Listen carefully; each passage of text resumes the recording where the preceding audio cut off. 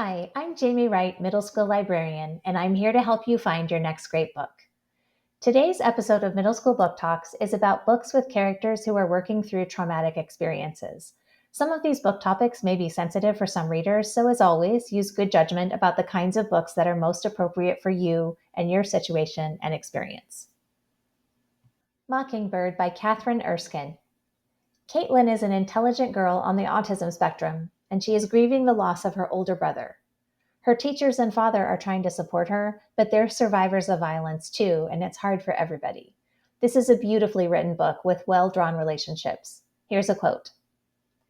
"We are at recess, and I think Mrs. Brooks might have Asperger's too because she's very persistent, which is one of my skills.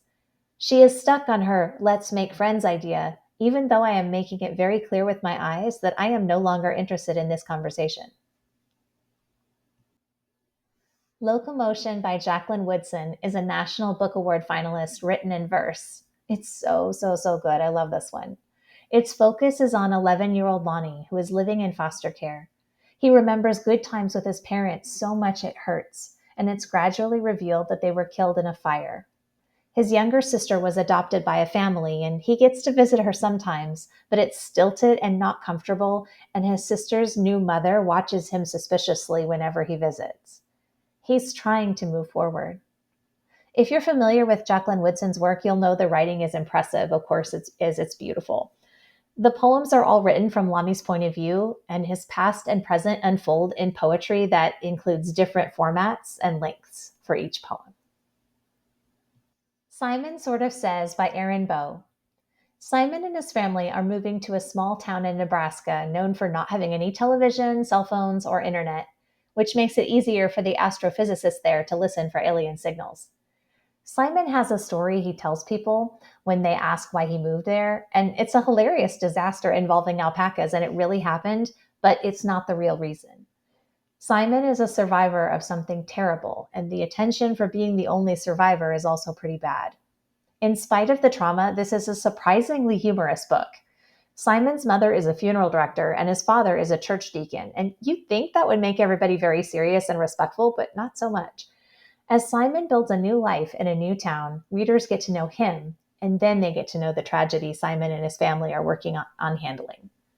Simon's new friendships are three-dimensional, interesting characters, and the book is memorable and compelling. Here's a quote. "And the gate screeches. That would be fine, except for the peacock, who has a tail the size of a golf umbrella and a brain the size of a shriveled lima bean, always thinks it's another male peacock. Like every day he thinks this. He snaps and spits and attempts to rake you with his spurs. He is not the sharpest knife in the drawer, but he does have some very sharp parts. We call him Pretty Stabby."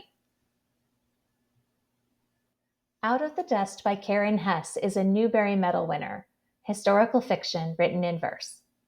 This book is haunting and impressive and powerful, and you should definitely read it.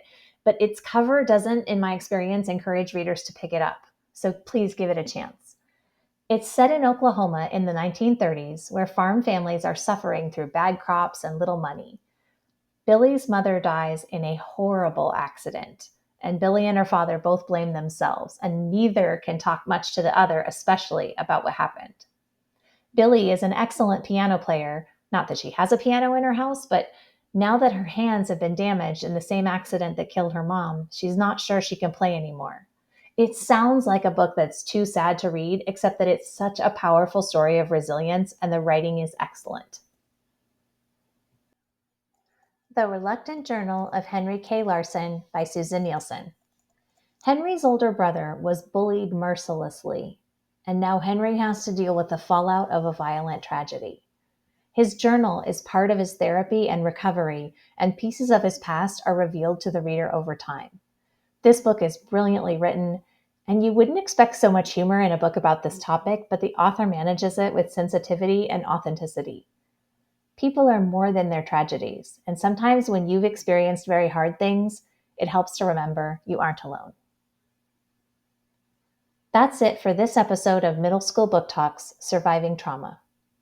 If you're looking for more great books, reach out to your librarian. And remember, a book is always a good idea.